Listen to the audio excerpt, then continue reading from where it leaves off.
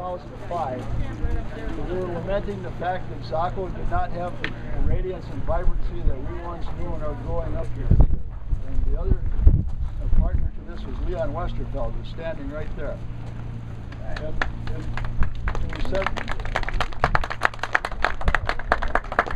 we said, well, how are we going to do this?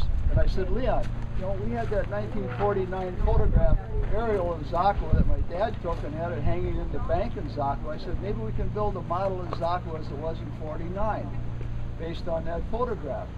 So we thought about that a little while and thought, well, we could probably do that. But then, where are we going to put the model in Zachow? And I said, well, we'll put it in the Zachow depot. So we looked around, we couldn't find the Zachow depot. Somebody had, one of the farmers nearby had gotten a depot, cut it in half, put it near a grove of trees, and that was the end of the depot. It rotted away. Then the next year, I think maybe only 6 months went by, we met again. We thought we were having a problem. We have no place to put our layout if we do this thing. And I said, well, we'll build us a depot. And had no idea what we meant by saying that. And the object of building the depot is not to build a depot and learn how a depot runs, but to have some place to put this model. In the meantime, I go down, I start looking for modelers because this is going to take off. This is, again, 2005, 2006. So I wander into the website and I find depots by John Dornfeld, who's standing right there. In his spare time, he does modeling. And John, you know, I tested him out on the Chicago Northwestern Depot in Green Bay, which is a pretty good test because it's a complicated structure, and you'll see that. But he recognized that I was actually serious about this, building the town of Zachow. Nobody would do a bigger town than Zachow. So he started rounding up some other people to help him.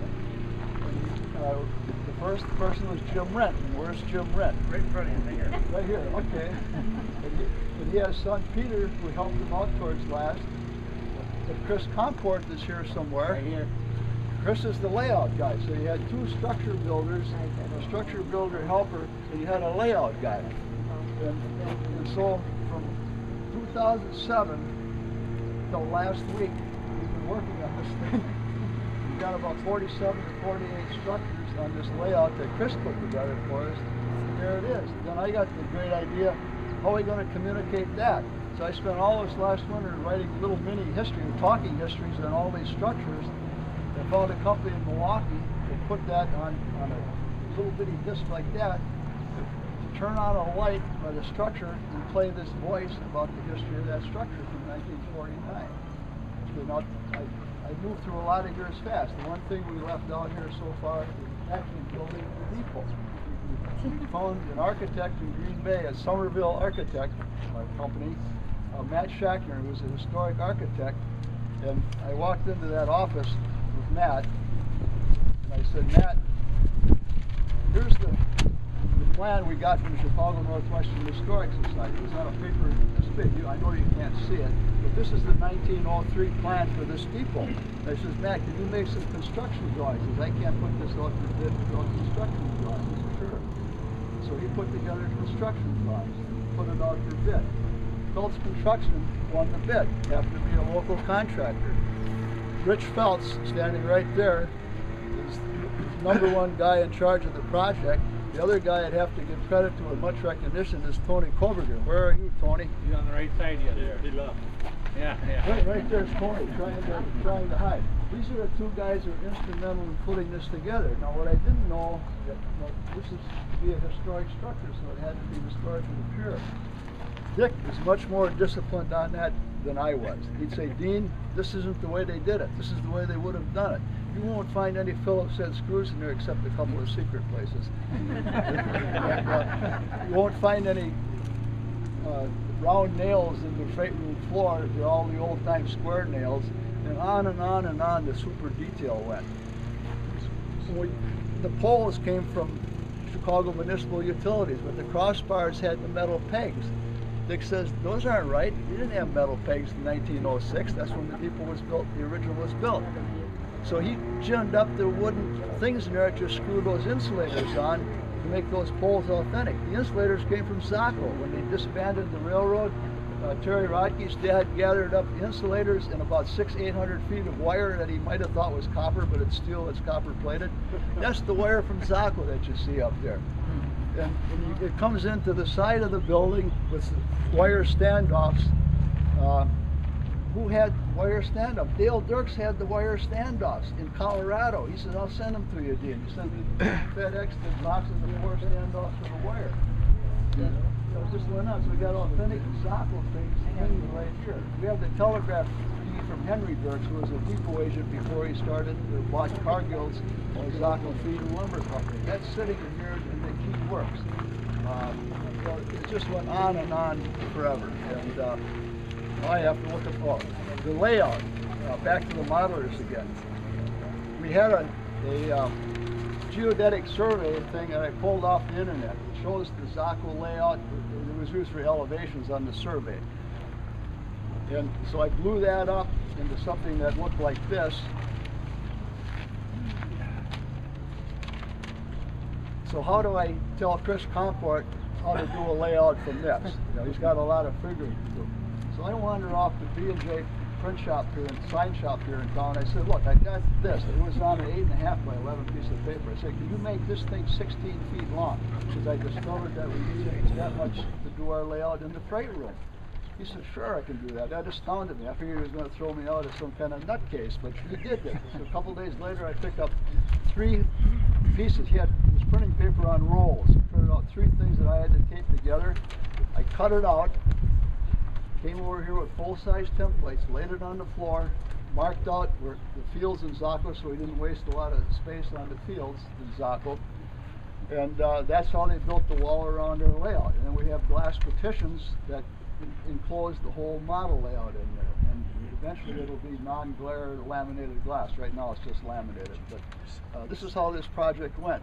Things just kept happening. There had to be divine guidance from someplace in some of this to put this thing together. Let's see what else I have. I don't think I have anything. Oh, the one final structure, Dick and I sort of wrapped this up mostly last fall. But we're questioning. We got one picture that you may have seen it over there that shows Zachow in 1907 when downtown was totally under construction. But the depot, the outhouse, and the section house and the stockyard had already been built. And Zachow started because of the stockyard and WC Zachow. And there's some history on a recording in there. So how do we build the outhouse? Well, it turns out Jim Rindt has the Chicago Northwestern's Book of Standards. Next thing that shows up in my inbox is the 1901 plan from the outhouse. And so we sort of called Dick's bluff on that, and he spent the winter building the auxiliary structure that you see with the ribbon on over there. Dick or Tony, are you going to comment on that at all? Ron's got to cut the ribbon over there, and if you, we'll do that after we cut this ribbon. But you'll notice on the men's side that the ribbon isn't the same as on the woman's side because it was too short. The men got shorter again, so I had to cut it in half to make the span. Dean, I'll make one comment. It took us a lot longer to build than it took them in the old days. Hang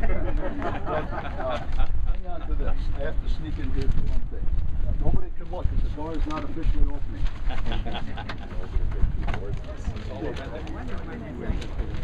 With all of that, and no more conversation because it's too hot, Ron? Pardon? I'm sorry, what? I hereby dedicate the depot to the Shawano County Historical Society. You may now cut the ribbon. All right, let me say a couple of things before I cut the ribbon. I got involved in this project about 3.5 years ago, and once I met Dean that summer, I was impressed. As we were trying to put this together, I said, Dean, I'll stop down and visit with you, and let's try to get this thing off and running, because we were having a little problems as far as getting location from the county. They wanted to put an evidence building here, if you remember. And so anyway, he said, well, you don't have to do that, but we'll get together when we come down. Well, I got to meet Dean and Mickey, and she's been an integral part of this also, I think. Is Mickey here someplace? Where's Mickey? Back there. That's Dean's wife. And you know, this whole thing is put together, as Dean continues to tell me, by the Zachow Historical Committee. However, that historical committee is about 99% Dean and Mickey. So anyway, we want to thank them, and it's a tremendous addition to the park. Heritage Park is seeing something that is really authentic. When I came in, they looked at the other buildings and they said, you know, we want to keep everything authentic. I said, these old buildings have vinyl siding on them. Well, this one has no vinyl siding or anything that is not authentic, and we're really excited about that. So, Dean? Okay, I have to add a footnote for my wife. My grandfather married us, and what he said at the wedding was, he said, "Now you are one." I didn't understand that for a long time. That meant two of us together added up to one. Are there any ambassadors here from the Shawano Country Chamber? Come on up. This ribbon cutting scissors is from the Shawano Country Chamber of Commerce, and the executive director Nancy Smith couldn't be here today, but we do have some ambassadors here. And Dean, if you'd come up, we'd like to cut this thing. Let me wait before you cut it. Okay. You're going to need a way to get in after you cut it. You don't have the proper key. But excuse the hole in this blanket. Took it off the bed, huh? Well, that's probably going to be true. We're going to need it after this project. This way it's coming out. This is like giving birth. Oh, oh my goodness. Oh, awesome, awesome.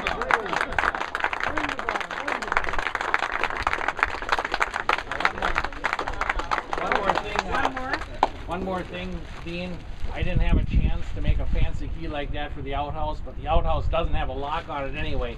So, Ron, here's your CNW. Oh, that's beautiful, beautiful. Ambassadors, you want to help cut this? Dean, you want to help this cut? Yeah. Where's Darlene, or we're getting pictures of this whole thing? Yeah. Where's Darlene? Yeah, Darlene, get up here. Get some pictures, Darlene. Are we ready? All right. We got her.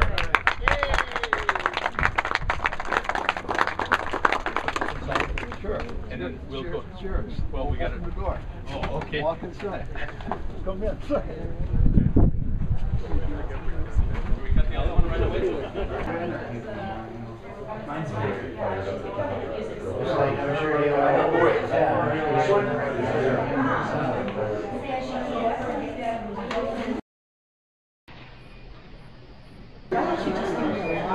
Or not a water.